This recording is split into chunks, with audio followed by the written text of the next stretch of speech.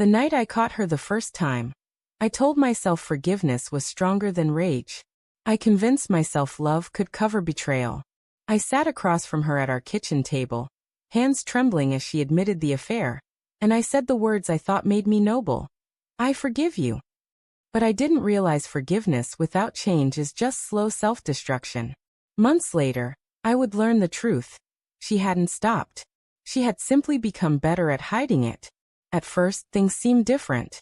After her confession, she cooked my favorite meals, left little notes in my jacket pocket, and reached for my hand at random moments like she used to when we were dating. I wanted to believe her efforts were real, that she regretted everything. So, I convinced myself we were rebuilding. But love is blind until suspicion cracks it open. It started small.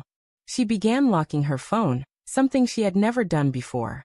If I asked who was texting, she'd smile and say, "Just work stuff, nothing important." She stayed late at the office more often, claiming deadlines and last-minute meetings. I wanted to trust her, but my stomach twisted every time she brushed off my questions. One night, I couldn't sleep. She was in the shower, and her phone lit up on the nightstand. The screen showed a preview. "Can't wait to see you tomorrow." My chest tightened.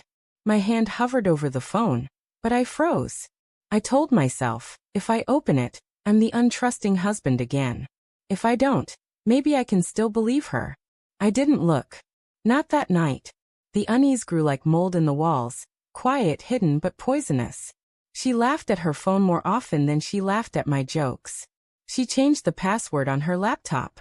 The intimacy we'd begun to rebuild started to evaporate. When I touched her, she'd pull away, claiming she was tired. One Friday evening, she told me she had a team dinner after work. I decided not to ask questions. Instead, I drove to the restaurant she mentioned, parked across the street, and waited. My hands shook on the steering wheel, sweat beading at the back of my neck as minutes stretched into hours. Finally, she walked out, not with her coworkers, but with a man I'd never seen before. He leaned down, kissed her cheek, and she smiled the smile I hadn't seen directed at me in months. Something inside me went quiet. Not the explosive anger I expected, not even heartbreak, just silence. A cold, steady realization that I had been a fool twice. When she came home that night, I pretended nothing was wrong. She kicked off her heels, humming lightly as if the lie wasn't painted all over her face. "How was dinner?" I asked, voice even. "Good," she said too quickly, avoiding my eyes. "Just the usual talk about projects." I nodded, forcing a smile. "Glad you had fun." Her relief was almost insulting. She didn't see it. How I was watching every word, every twitch of her expression. She didn't know that I knew. The next morning, I woke before her. I sat at the kitchen table, staring at the wedding photo hanging on the wall. We looked so young in it, so sure. I wondered if the man she'd been with last night had ever seen that smile, or if she saved it just for him now. When she finally came down, hair messy, wearing my old t-shirt, she looked like the woman I married. But I couldn't unsee what I saw the night before. "Do you still love me?" I asked suddenly. She blinked, caught off guard. "Of course I do. Why would you even ask that?" I studied her face, every flicker of emotion. She was good at lying now. Too good. For weeks, I carried the knowledge like a stone in my chest. I didn't confront her, not right away. Instead, I observed. I became a quiet detective in my own home. She slipped out for grocery runs that lasted 2 hours. She came back with only a carton of milk. She took calls in the backyard, her voice low, laughter spilling in ways it hadn't with me for months. Every detail was another nail in the coffin of my patience. The breaking point came one Sunday afternoon. She told me she was going to see her mother. An hour later, I drove past a cafe downtown. Through the window, I saw her. Not with her mother. With him. They sat close, heads nearly touching, her hand resting on his knee under the table.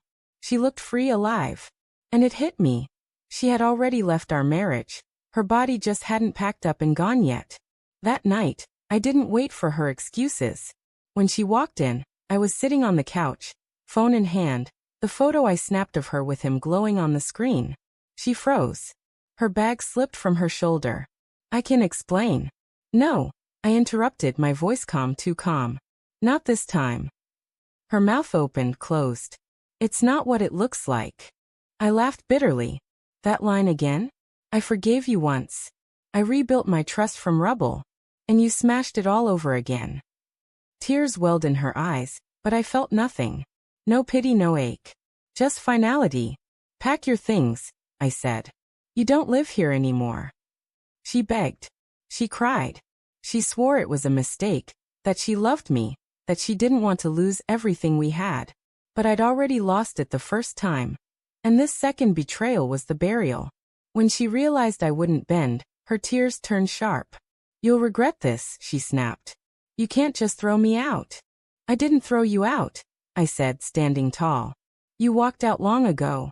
Tonight, I'm just locking the door behind you. As the front door slammed shut, the silence that followed wasn't empty. It was peaceful. For the first time in months, I felt air in my lungs. I forgave my wife the first time she cheated, because I thought love demanded it. But when she did it again, I stopped playing nice. Forgiveness without change is a fool's game. And I'm done playing.